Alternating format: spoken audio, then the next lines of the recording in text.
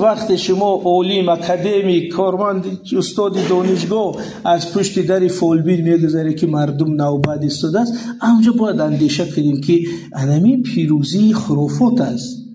پس اون قدر زحمتی ما، این قدر 10 سال در مکتب، 5 سال در دانشگاه، در اکادمی، در کجا این قدر کار میکنیم، چی شد که مردم در پشت در فولبین 1 ماه نوبت میستاده است؟ انا این ویزف یا که چی میگم یک چالش برای همه ماست که علم ما تو کجا حاضر کار کرده است که پس این باخت ماست. بنابراین یک عبید زاکانی یک حکایه حجوی داره، یک لطیفه میگه طبیبی از نزد گورستان میگذشت، روش پنهان کرده میگذشت.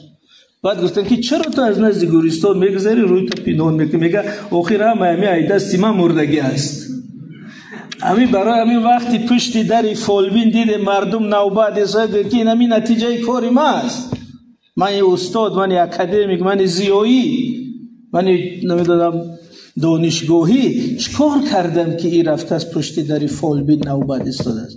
این مسئله بسیار مهمی ماست و خلاصه گپ ما همین بود که اگر جهانبینی خرافاتی بر علمی غلبه کند و اگر جهانبینی دینی و خرافاتی بر جهانبینی ملی غلبه کند، سرنوشت دولت زیر سوال میشد و اگر دولتی ما شکست خورد، این ملت دیگر یگان پناهگاه ندارد.